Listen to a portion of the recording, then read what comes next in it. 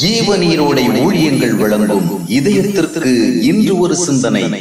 மனிதர்களை நோகாமல் ஆண்டவராக இயேசு கிறிஸ்து பல காலகட்டங்களில் பரிசேயர்களையும் சதுசேயர்களையும் கடுமையான வார்த்தைகளால் கண்டனம் செய்ததுண்டு.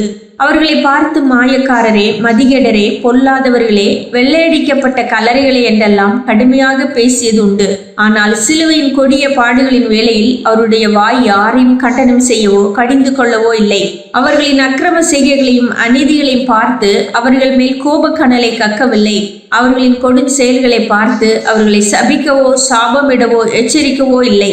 அதற்கு பதிலாக அவர்கள் மேல் கரிசனை கொண்டு, பிதாவே, இவர்களை மன்னியும், தாங்கள் செய்வது இன்னதென்று அறியாதிருக்கிறார்களே என்று பிரார்த்தனை செய்தார். வேடதாரியான யூதாசை பார்த்து மாயக்காரனே என்று சொல்லியிருக்கலாம். ஆனால் அவரோ சிநேகிதனே என்றார். இந்த பொறுமையான அணுகுமுறைக்கு காரணம் என்ன? தமக்கு நேரிட்டவைகளுக்காக அவர் மனிதர்களை பார்த்து எரிச்சலடைவதற்கு பதிலாக இவை யாவும் தேவனால் அனுமதிக்கப்பட்டு தேவ சித்தத்தின் ஒரு பகுதியாகவே நிகழ்கிறது என்று அவர் நம்பினார். அநீதியான காரியங்களை அவர்கள் செய்திருந்த போதிலும் அவர்கள் அவ்விதம் செய்வதற்கு தேவன் அவர்களுக்கு அனுமதி கொடுத்திருக்கின்றார் என்பதை அவர் தெளிவாக உணர்ந்திருந்தார்.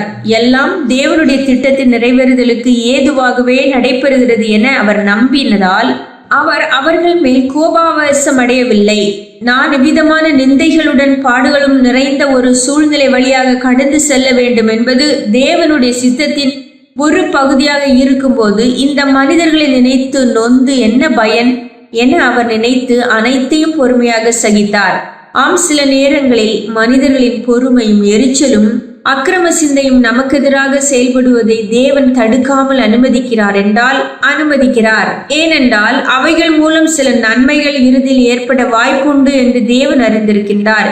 எனவே அவைகளை விசுவாசத்தின் விளைவாக பொறுமையாக சகிப்பதே மிகவும் அவசியமானது.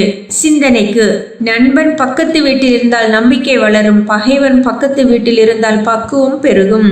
நண்பன் பக்கத்து வீட்டில் இருந்தால் நம்பிக்கை வளரும், பகைவன் பக்கத்து வீட்டில் இருந்தால் பக்குவம் பெருகும்.